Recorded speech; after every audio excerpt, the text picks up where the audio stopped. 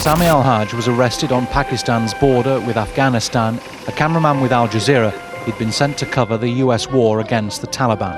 5 months later, shackled and gagged, Sami was bundled onto a military plane for the 27-hour flight to Guantanamo Bay. بعد 5 سنوات إجاف من الاعتقال عرفت عن منظمة ريبريف.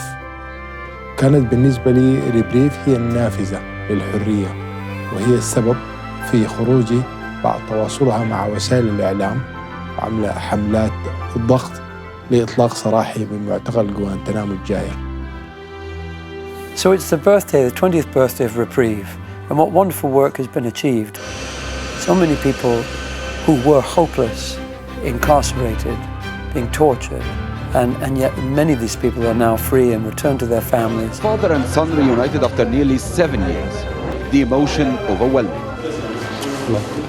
Even if it was only one in 20 years, it would still be a hopeful thing, wouldn't it? And it's many, many more than one.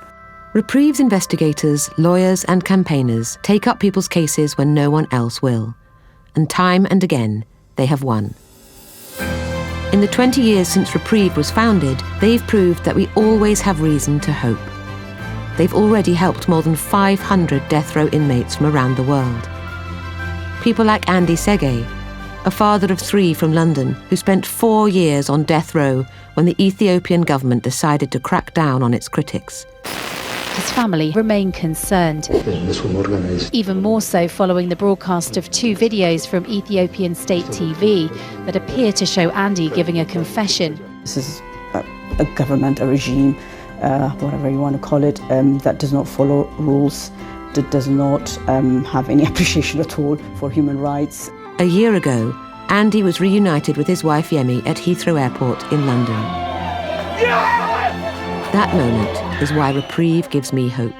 I really value what you do, the way you support and protect and publicise what is going on around the world that works against truth and justice and the value of human beings. People like Ibrahim Halawa, an Irish teen who went on holiday with his family in Egypt and ended up facing a death sentence after going to a pro-democracy protest.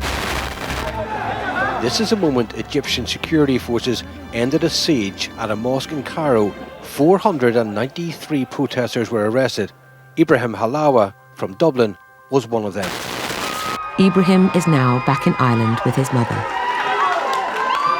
The headlines about repressive regimes around the world are depressing enough, but behind those headlines are real people. For 20 years, Reprieve has been advocating for them, giving them their say, giving them a voice, giving them a chance of having their day in court so that they can be treated humanely and justly. People like Bison Cowler. Bison was carrying a sick colleague down the stairs and dropped him by accident. He was charged with murder and sentenced to death.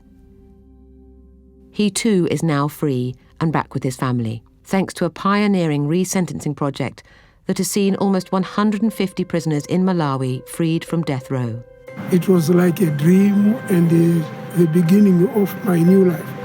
I was not Bison when I was in prison, but when I got out of prison, I was Bison again. I really believe Reprieve to be one of the absolutely most brilliant NGOs. It is dealing with the most challenging issues of our time, issues which involve the freedom of the individual, threats to human life, and Reprieve stays at it year after year after year. The justice Reprieve has secured in the last 20 years shows me there is always hope. The work Reprieve does to shape laws to protect people from injustice gives me hope for the next 20 years. I am proud to be part of the Reprieve community.